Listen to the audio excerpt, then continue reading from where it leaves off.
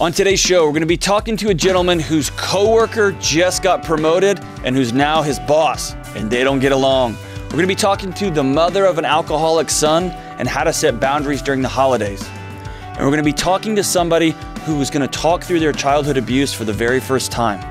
This is a heavy show, so please be careful of who's listening and watch your own heart and mind. Stay tuned. Hey, what's up? I'm John, and this is the Dr. John Delony Show, a live show with real people going through real challenges for you, by you. It's such an honor to walk alongside folks who are struggling with life, with their relationships, with parenting, with brothers and sisters. We talk about everything on this show. No matter what's going on in your heart, in your mind, or your family, you are not alone. Millions of people across the country are dealing with this too. I'm dealing with it. I'm trying to figure it out. Kelly, Zach, James, everybody in the booth's trying to figure it out. We're all in this together, man. We're going to talk about love, loss, family issues, work issues, people issues. And here's the thing. Whatever's going on, give me a call. I'll walk through it with you. We might talk about this. I just want to tell everybody what happened at my house last night and just let you know, man, sometimes you just stumble into something that's awesome. Last night, my kids came downstairs and they had that look in their eye like, oh, what are y'all scheming? And usually they've come up with some song or a poem or some dance routine that's going to end in them asking me for candy or ice cream. And they know I'm militant about sugar and all that kind of stuff. But my kids came down and said, Dad, will you come play hide and go seek with us? And it's like 4 in the afternoon here in Nashville, and so it's already pitch black, and it feels like it's midnight outside. And I looked at them. I was working on something for work, and I said, absolutely, let's do this. And they both cheered. And we ran upstairs, which is just like a big open space, and we turned the lights off. And my 2 kids are absolute ninja gangsters when it comes to hide and go seek. I laughed more last night than I've laughed in 2020. I laughed so hard that I couldn't breathe in certain moments. My kids were laughing so hard. I am the worst at hide and go seek ever. My daughter is going to be an assassin someday. But there was no screens. It cost no money. It took like an hour and a half. And we had a blast. And here's the thing. You know what our kids need more than anything right now? Our undivided attention. Our eye crinkles when we look at them and they know that we love them. Our willingness to just on a whim be silly, to close the stupid laptop and go play. They deserve our undivided attention. They deserve to know that Dad cares about them. So dads out there, close your laptop. There's going to be tomorrow to get more junk done. And go play hide and go seek. Moms out there, you got plans, you got ideas. Close the laptop. Unplug whatever it is you're doing. Put the book down. And go do something silly and crazy that costs no money and no screens. But just let your kids know, I love you. And man, you are going to laugh, laugh, laugh. I think I woke up with a 6-pack of abs this morning just for laughing. I super didn't wake up with a 6-pack of abs. I can promise you that. But here's the deal. Whatever's going on in your heart, in your home, or your head, I'm here to stand with you, to walk with you. Give me a call. 1-844-693-3291. That's 1-844-693-3291. Or if you want to write your question in, contact me at johndelony.com/show. That's johndelony.com/show. You can fill out the form and it'll go directly to our inbox, and we look forward to talking with you. All right, let's go straight to the phones. Let's go to Dean in Grand Rapids, Michigan. Dean, what's up, my man? How we doing? Doing all right, Dr. John. How are you? Outstanding. So what can I do to help this morning? So my coworker recently got promoted and became my boss. And him and I didn't really see eye to eye. Yeah. Oh, man. And so now he's my supervisor, and I get really nervous every time I have to meet with him or talk with him or when he comes to my office. And so I was wondering, what can I do to alleviate some of that anxiety around that. Dude, that is for real. I've experienced that. It's the worst. It's the worst, man. So tell me, back before your coworker got promoted, what was the source of the tension in your relationship? Him and I didn't really communicate at all. We kind of just dealt with our own things and our own issues. But why wouldn't you communicate with him? Is he annoying? Is it a he or she? He. Okay. Is he annoying? Does he pick his teeth? I mean, why wouldn't you just talk to him? Why wouldn't y'all hang out? Y'all just different people? He doesn't have that much of a personality. He's 100% focused on work. And I like to have fun, and work is great, but then I also like to spend time with my family and go on vacation and go do other things. Oh, you're one of those guys that likes to have a life outside of work? How annoying, Absolutely. Dean. Okay, so he gets promoted. How do you find out? Through an email. Oh, geez. Okay, so put everybody listening into your head in that moment. You're just sitting there. Were you expecting that you could have gotten this promotion too? No, it Okay. was kind of known that he would probably get the promotion. Okay. But I was maybe hoping for otherwise. Okay. So he gets the promotion. Put everybody in your head. You read this email. What are you thinking? I'm thinking I'll give it a chance, but I don't see it going well in the future. Okay. At least, yeah. So brass tacks, is he going to fire you? Do you think he's going to move on without you? No. Okay. Is he open to direct conversations? No. So, man, that's challenging. So if you I think there's nothing wrong, but okay. So let's flip this around. Is there nothing wrong? Is the issue here you? I hope not. Be more specific than that. I don't think it's me. I think he just always wants to focus on work, and I want to be able to have a life outside of work. And so whenever we talk, it's always about work. It's never, how are you doing? How's your family? But is he doing things to prohibit your life out of work? Or is he just not a conversationalist? He's not really a conversationalist. And so when it is always about work, I'm unable to have kind of a conversation about outside of work. And so I feel really nervous when I talk to him, when I meet with him, because I know he's probably going to, one, have a different style than my previous supervisor, and two, he's always going to talk about work. He's not going to, I don't believe he's going to care about me as a person. Okay, so this conversation's shifting a little bit. I love the Mark Twain quote, which is, worrying is like paying a debt you don't owe. And it feels to me like you are worrying about something that in the grand scheme of things is only affecting you as much as you're choosing to let it affect you.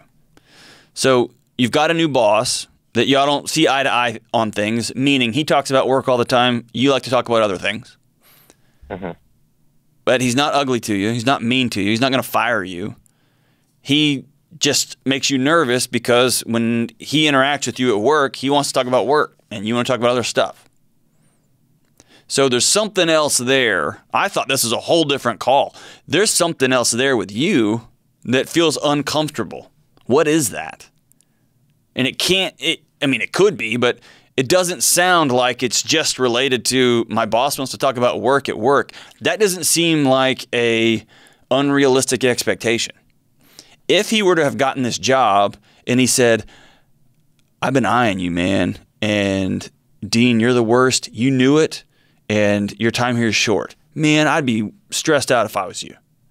I've had bosses that we didn't get along on a bunch of different levels, and the moment they became a boss, they let me know. I've got you in my crosshairs, Delony, right? One time I left. I just quit. I went and worked somewhere else once that person got promoted. And that person was so ridiculously rude, like in a comic way. It was like a cartoon, that I just smiled and was like, bye, Felicia, I'm out, right?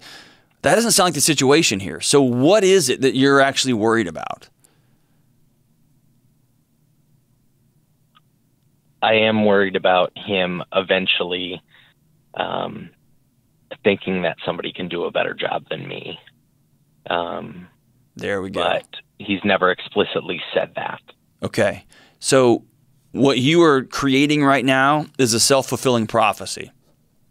Mm-hmm. And every time you're around him, you're going to be nervous and you're going to be uncomfortable and you're going to stutter a little bit when you are trying to explain things, and you're going to be a little on edge, and you are going to create a world where he recognizes that there's tension there, and since he's the boss, he's going to find somebody with no tension. He's going to find someone who will just get the work done. And so what is it about your performance that makes you feel like somebody out there is going to do better than you?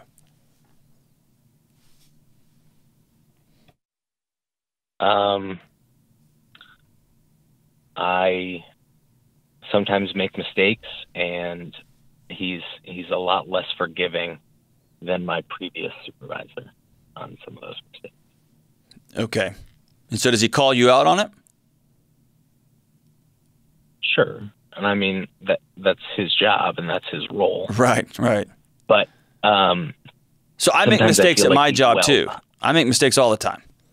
And everyone I know makes mistakes. When we came in this morning, the phones weren't working, right? Life happens, right?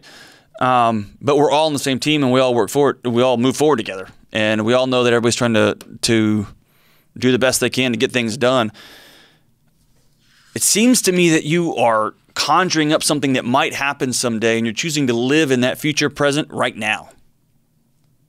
And all you're going to do is assure that happens. I would challenge you to set up a private meeting with him and tell him you are really grateful to be working for him and that he's got a different leadership style, and you want to make sure that you are meeting his expectations. And then ask him, are there some things I can be doing better? Are there things that you like about my current performance? And let him just speak into you. And if he just looks at you like you've got three heads and he's like, I think you're doing fine, then let that be what it is. And then do your best to work your butt off when you're at work. And when you're not at work anymore, check out and go home. Would he be open to that conversation, to you coming in and saying, I'm really grateful that you're my new boss. I'm glad that I've got a job here. I want to make sure I'm meeting your expectations, and you're very different than my last boss. So what are some ways I can grow and improve? What would he say if you did that? I'm not sure. So maybe I do need to have that conversation with him. I think that's a worthy conversation, Dean. It's going to relieve a lot of stress and pressure on you because you're going to find one of two things. One, you are way overblowing this in your mind, and he isn't really thinking a lot about you. He just wants you to get the work done, do it right, do a good job. Or he's going to fire you. And you're going to find out much sooner, and you're going to be able to alleviate that worry, and you're going to be able to start making alternative plans. Something I've done the last 4 or 5 bosses I've had, I would ask them, hey, do you do lunches? Do you do coffees? What are things that drive you absolutely nuts? What are things that you really care about? I just ask people point blank. And the last couple of bosses I had, they smiled and like, no one's ever asked me that. I guess I prefer coffee over lunch. I guess that I really get crazy when somebody lies to me. I don't like being surprised. Right? But it's just, I'm bringing it to them. They're the boss, so it's my job to reach out there. I wish in a perfect world leaders would reach out, but they don't, right? Here at Ramsey, they do. I've had a couple of extraordinary bosses over the years that did, but on the whole, most don't. They're too busy. They're running around doing 50 other jobs. But it sounds like, Dean, you have conjured up a world where you are living in this stress that may or may not be true. may or may not be true. He might fire you, dude. I hope he doesn't, but he might. And the only way you're going to know is by going and sitting down and saying, I appreciate you. And again, starting with gratitude is always the way to go. He's the boss. You should be grateful that you got a job right now. There's millions that would love to trade places with you. So then go tell them. I like that idea, man. And how about this, Dean? Go have that conversation with him and do it in a respectful, kind way where you are legitimately trying to learn about ways you can help meet the expectations he's going to have for you in this new season. And then holler back at me. I want to know how that call goes. I want to know if your concern was overblown or if he gave you some very clear parameters about how you have to improve your performance, or if you got a sense, a tip-off, oh man, my time here is short. My worry was totally justified, and I'm going to need to start looking for other work. Call me back and let me know. Here's the thing about anxiety. It steals your future from you. And if you're in a situation where a simple conversation, a hard conversation, looking up some data, some facts and figures will help alleviate that future, don't run from it, don't hide from it, just do it. Just do it, and do it with a spirit of gratitude, and do it with a spirit of inquiry, not an attack, not a rude way. But don't let anxiety steal your future, especially when it's something as easy as more info or a conversation. So, Dean, I'll be thinking about you, man. I want you to circle back after you have that conversation. Let me know how things are going. My hope is the guy just has a different style than your old boss. He's a guy that loves talking about work when he's at work, and he may surprise you. He may like talking about family and other things, but no one's ever approached him before. He may want to go to lunch with you, man. He may want to just grab a cup of coffee and see how things are going, or he may not. He may be one of those weird guys that when they go to work, they just want to work. And God bless those folks, man. Those are awesome. All right, thank you so much for that call. Let's go to Angela in Seattle. Angela, what's going on? Good morning, John. My question is how best to handle alcohol in the house and personal consumption when I've got a relative, my son, who is an alcoholic, coming to visit for a whole week. That's a great question. So tell me about your son. He's 29. He tells me we have a good relationship. We talk every Sunday. He tells me he's an alcoholic. He knows he's an alcoholic, and he's not willing to do anything about it. I enabled him for way too many years, and the path of least resistance was then to move in with his alcoholic father, my ex-husband. He's a good kid, and he's not figured out what he needs to do with his life yet, and he's kind of I'm waiting for him to wake up, but it hasn't happened yet. But I love him, and he's coming for a week, and I want to see him, and I want to make sure that we have a great time. And I've always got a few bottles of liquor here in the house, but I feel like while he's here, we probably should put them away and not drink ourselves. Yeah, so the way you've painted that picture, the only responsible, caring thing to do in that set of circumstances is to get every shred of alcohol out of your house and to let him know before he comes that there will be no alcohol in the house and it won't be welcome in your house. Yeah. And anything short of that is you putting him in a position to fail. Yeah. We live smack in the middle of a downtown area where he can walk to a bar in 3 minutes. Right. So, and here's another thing. You know as well as I do, if he goes out to a bar and I don't even know if they're allowed to go to bars in Seattle right now. If he does go to a bar and gets all tanked up and then comes back to your house, you're not going to have a good week. Because that'll burn that night and you'll be stressing. It'll burn all the next day because he'll be hungover and not feeling well. You'll feel shamed. He'll feel shamed. It'll be the whole mess. And so setting some boundaries now that not only includes you letting him know, I'm getting rid of all the alcohol out of the house, we're going to have an alcohol-free week, but also you cannot come to my house drunk. Yeah. Now, the good news is Washington State the bars are going to be closed That's right. through well into December. So that's actually I hadn't thought about that. So can he go a week without drinking? I don't know. If he's a true alcoholic, he might not be able to. And so a whole week at your house may be a long time. And as much as you want him there, you have to do the hard work of letting that fantasy of your little boy coming for a week and having a lovely remember the times Thanksgiving. That's not going to happen. If he is a true functioning alcoholic, there's going to be some challenges that week, right? And I don't want you to set yourself up for heartbreak or set him up for failure, right? And so maybe it's a 3-day trip, or maybe it's a 48-hour trip.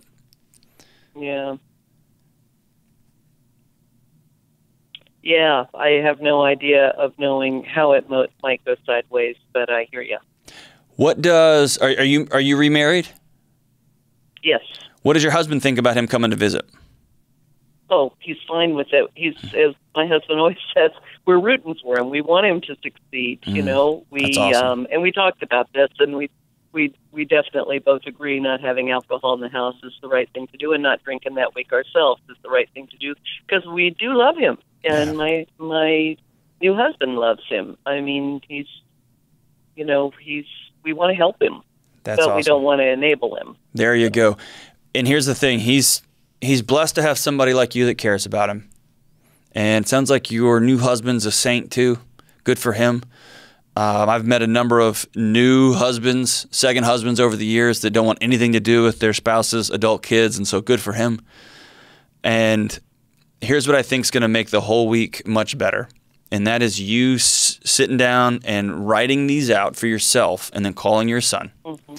And then just letting your son know, I want to set up the best week possible for all of us. You tell me all the time you're an alcoholic. I want to know how long you can go without drinking, because I'm going to take the alcohol out of the house. I want us to have a fun, connected, sober time, and be ready, Angela, for him to blow his top and to throw a temper tantrum and be mad and say, you're not getting rid of all the alcohol. It's going to be a terrible Thanksgiving, or I don't want you to have to do all that. He might do that. And if he does, he does. Yep. Hopefully he doesn't. Hopefully he says, wow, that's awesome. My parents love me and they care about me. And that's a long stretch for a true alcoholic. And maybe he's just running his mouth a little bit about being an alcoholic. He likes to drink. He likes to drink with his old man.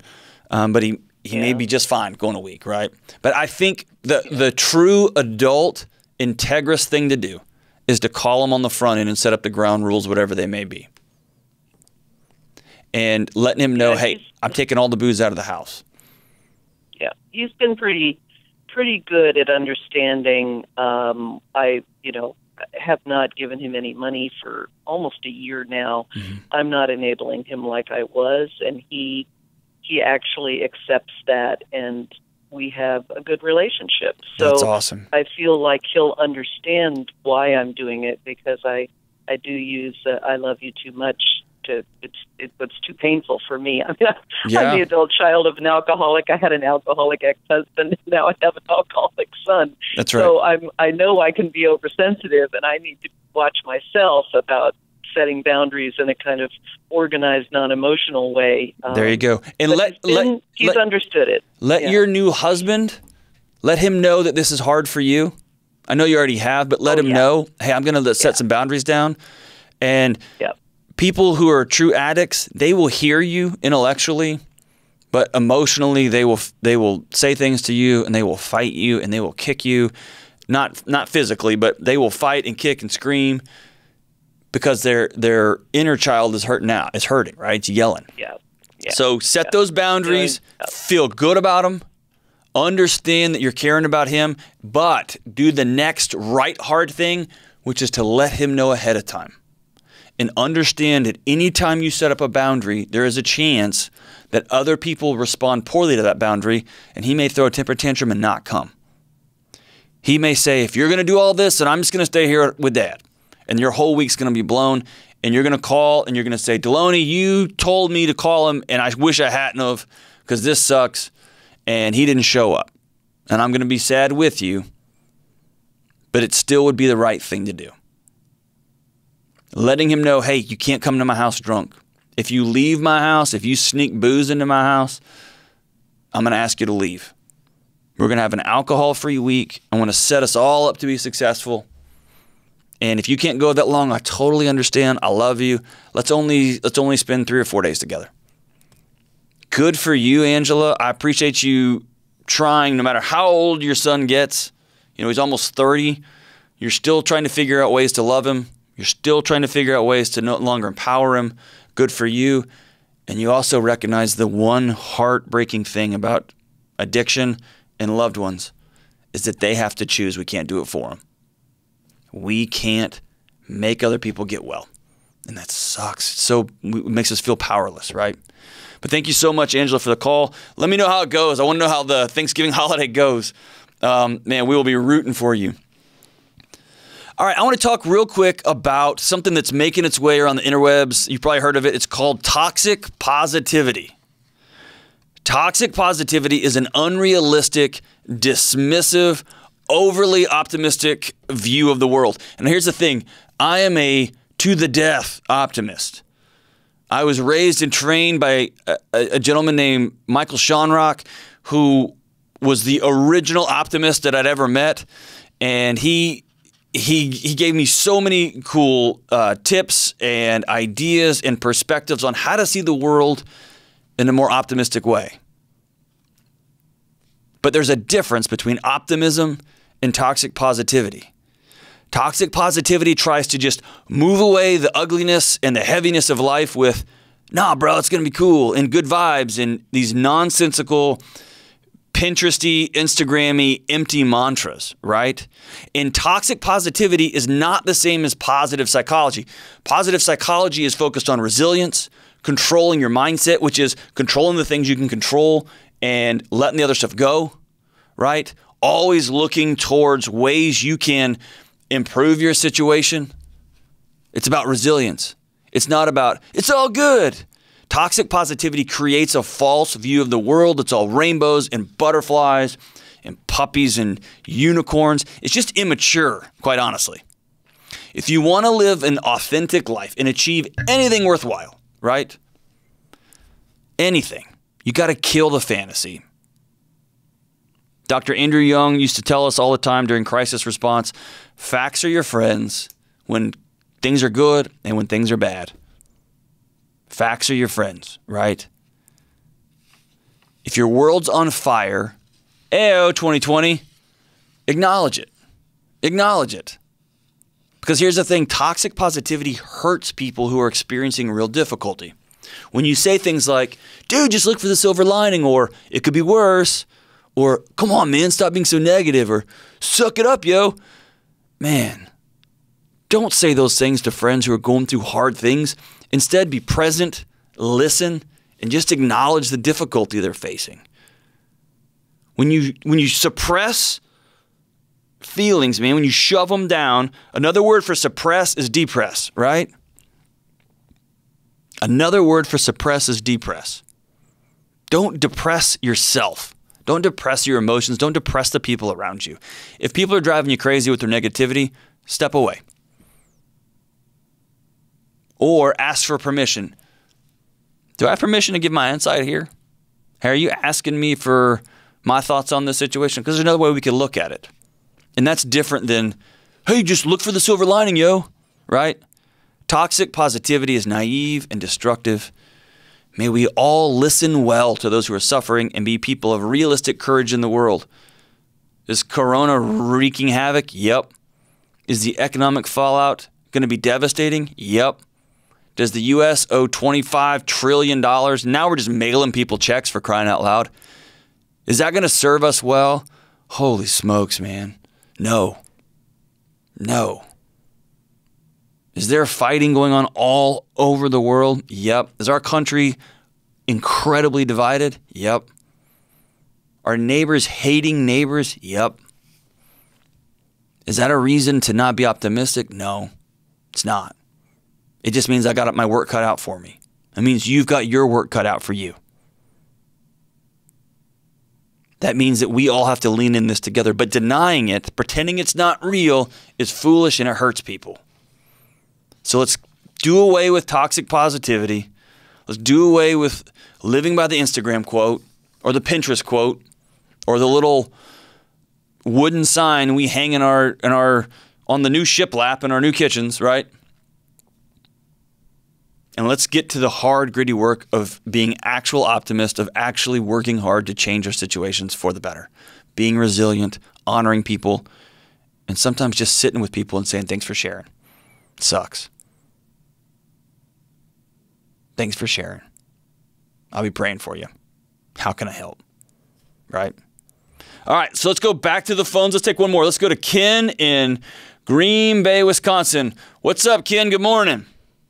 Hey, Dr. D. Good to talk to you today. You too, brother. How are we doing? I'm doing all right. How are you? Doing all right myself. So how can I help, man? So I'm 29 years old. I've kept quite a dark secret all these years. And you're honestly this is the first time I've really ever even spoke of this. So I've seen counselors and therapists, not too many over the years, but in my 20s, I've seen a couple, and I still never had the courage to really talk of it. So now it's been eating at me all these years, and I've just decided that because my life is where it's at right now and some of the habits and the problems I face day to day, I feel like because of this problem I faced as a child that it might have something to do with it. So basically what happened... Hey, but hold on. Before you tell me what you're about to tell me, that's quite the setup here. So why me? Why did you choose to, whatever's been hanging on for 30 years now, 3 decades, why now? Why me? Well, because, I've really enjoyed seeing you on Dave Ramsey's show. I really taken a liking to the things that you have to say to callers, and I like your insight. And I feel like saying this over the phone and not face-to-face to somebody I don't know at all was a little bit easier. Okay. All right. Well, I don't know where you're about to head with this, but I appreciate your trust, and go for it. So tell me what you've been sitting on. So basically, when I was about 4 or 5 years old, I was sexually molested by my older brother for quite some time. Ah, man, I'm so sorry. Thanks. And it was so weird. I remember it so vividly, but at the same time, it's so foggy. Mm-hmm. I don't know if my family really knows about it. I think they do. I have 4 older brothers. I'm the youngest of 5 boys. And I remember it happening over and over while I shared a room with my older brother, and I don't know why we shared a room. I don't understand it because he's the second oldest and I'm the youngest, so I don't really know how that worked out or whatever, but I do recall it just ending one day. It just ended. What was the age difference between you and your brother? So he is 7.5 years older than me. Okay. So nothing too significant, but... Well, that's a lot. That's a whole lot.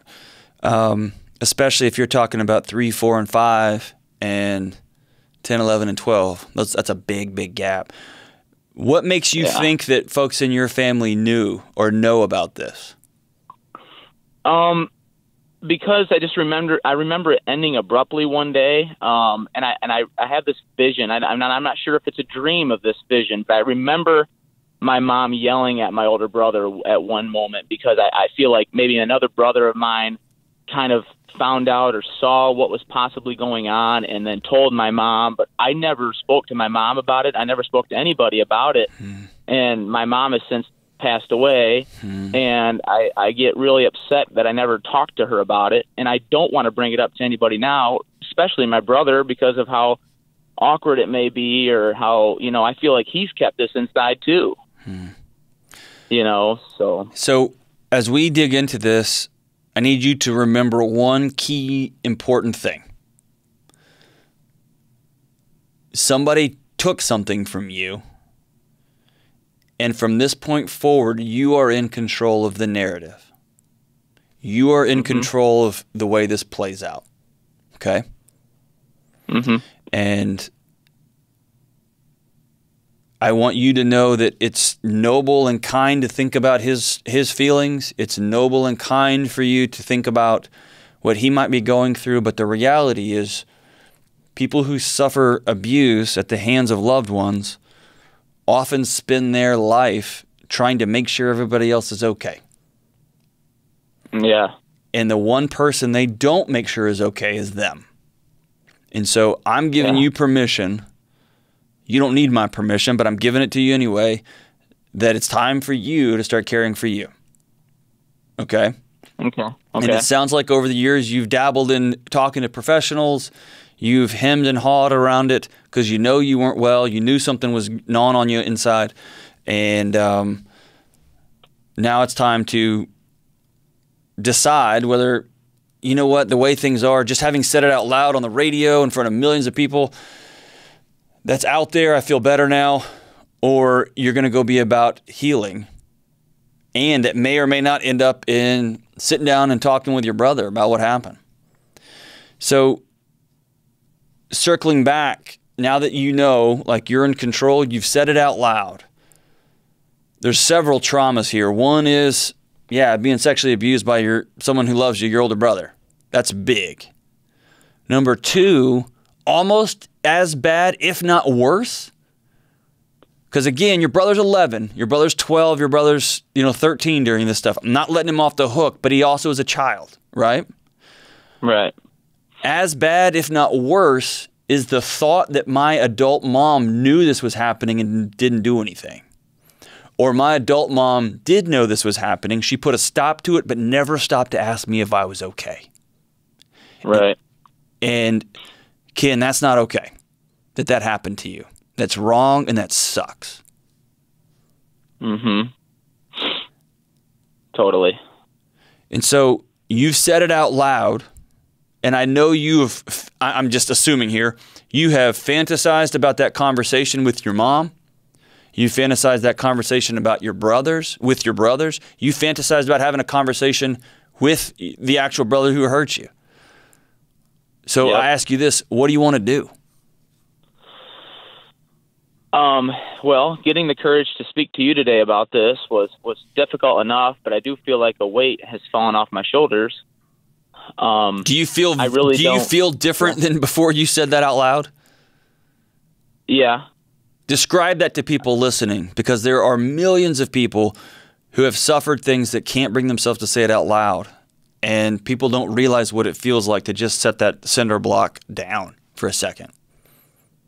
Yeah. I mean, I really feel like I was just carrying a backpack full of cinder blocks all these years. I really do. And it feels really good to just say it out loud. I've kept this secret suppressed for all these years, my entire life, essentially. Yeah. And just saying it makes me feel like a whole different person. Well, I appreciate your trust here, man. I appreciate your bravery. And so going back, what do you want to do now? Well, I haven't given it a whole lot of thought because I never thought I'd really get the courage to tell you. Yeah. But I do feel like I want to discuss this with at least my other brothers first before I approach the brother that did this to me, because I'm a little closer to my other brothers than I am him. But I really don't know. I really don't want to. My dad's still around and alive, but I really don't want to talk to him about it. We're not very close anyway. But I would like to approach my other brothers and just see if it's something that they were ever aware of, or But I really don't want to drive a wedge between my brother and the other ones, either. And so a couple of things here. Number one, you're not driving a wedge. That wedge was driven by somebody else. Mm-hmm. Okay? And it's not your responsibility to continue to make sure your other brother's okay. Mm-hmm. It is important to remember that he was a child, too. Right. Right? But the wedge has been driven. Okay. I want to ask you, what do you want to accomplish by having the conversation? And there's not a right or wrong answer to this. But do you want ultimately him to say he was sorry? Do you want him ultimately to acknowledge that he hurt you and that he wished he hadn't? What are you hoping to get to? Do you want to see him go to jail? What do you want to see happen? I don't want anything negative to happen to him, and I certainly don't expect an apology because I realize he was a child as well.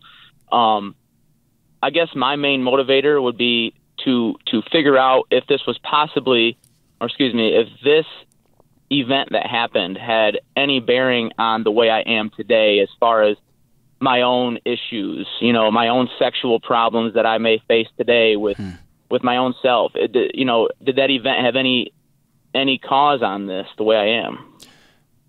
So what sexual problems do you have now? Well, growing up, I always had this thought of teeter-tottering on whether or not I was gay. Right. You know, I never felt the urge per se, but I always thought maybe I was. Yep. I've never done anything physical with another man, but I've always had that thought, like, maybe I am. And I've always had girlfriends. I have a girlfriend now. Mm-hmm. And, you know, I always thought, what if I'm bisexual? What if this? What if that? Because of this event, because it screwed up my whole head. Yeah.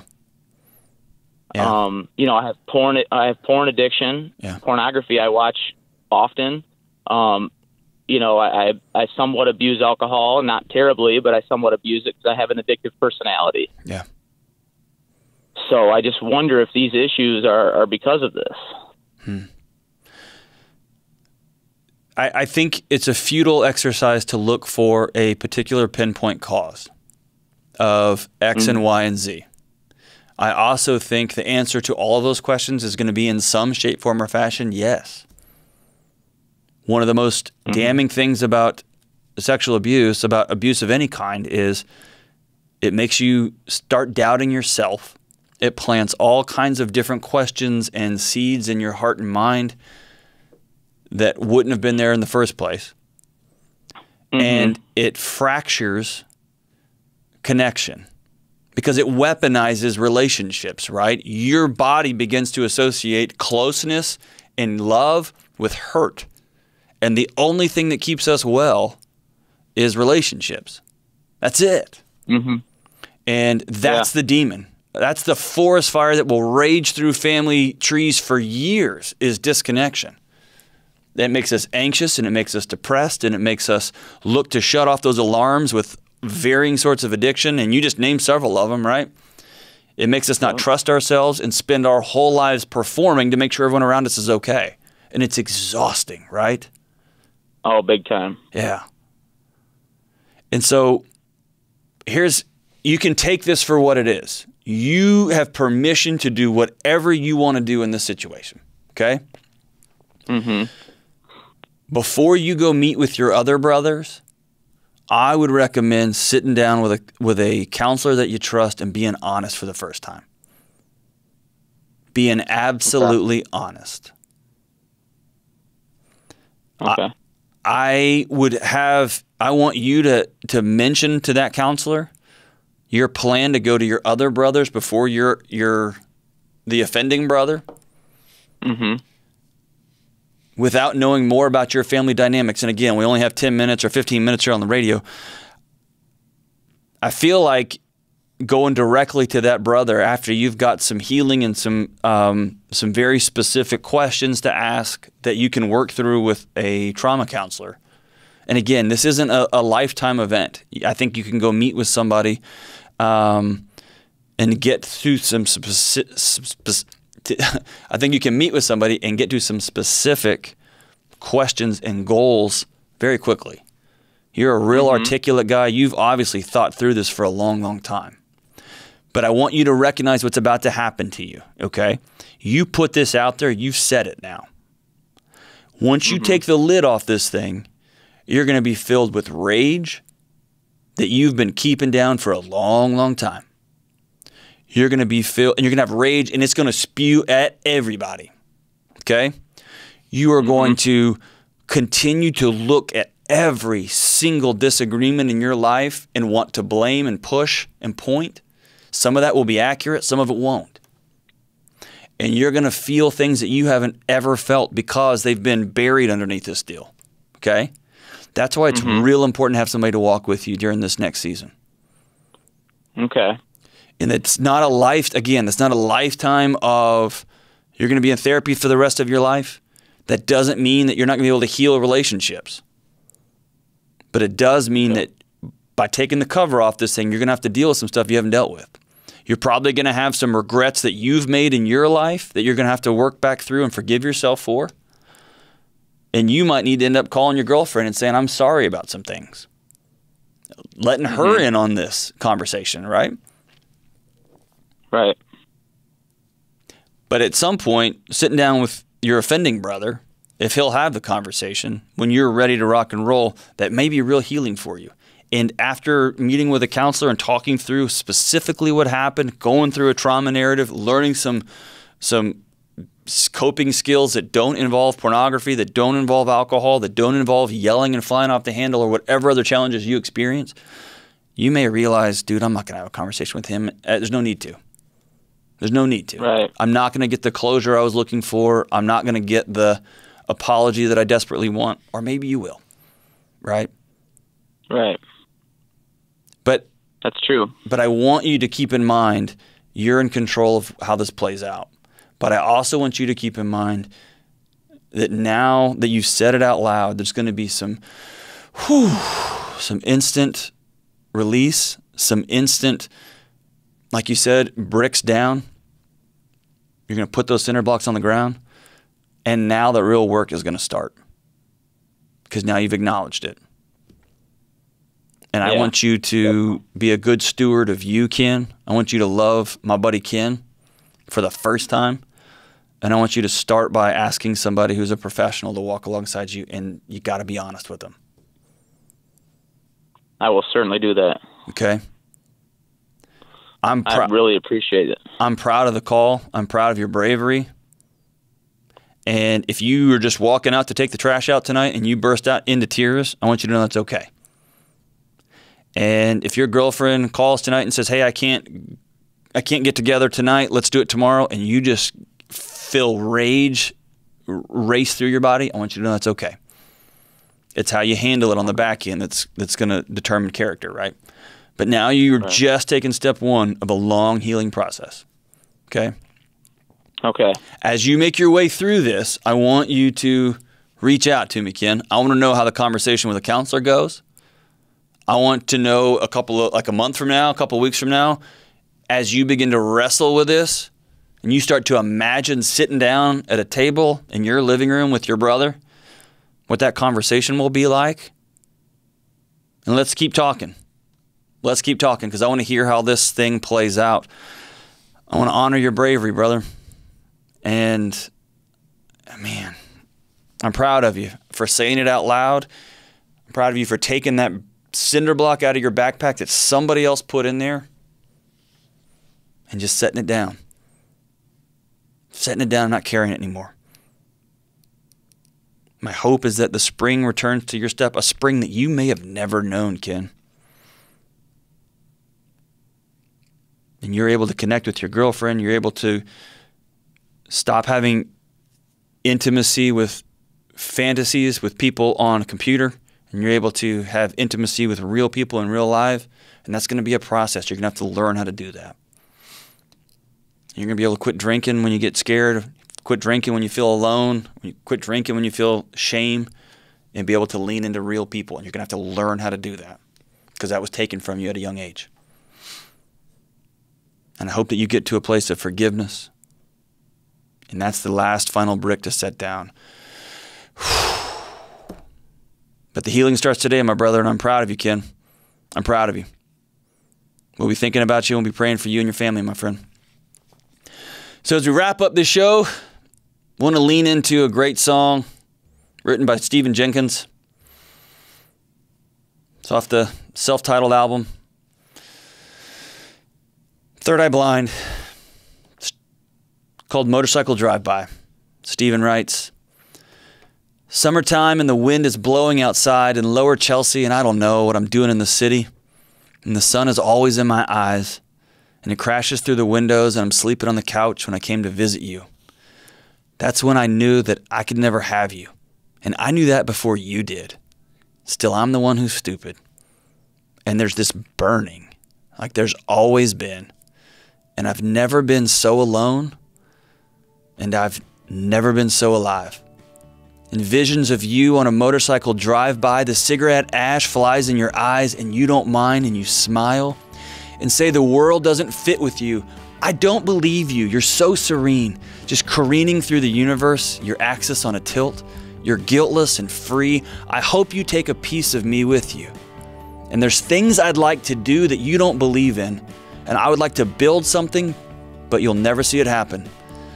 And there's this burning, like there's always been, and I've never been so alone, and I've never been so alive. I've never been so alone, and I've never been so alive. This has been the Dr. John Delony Show.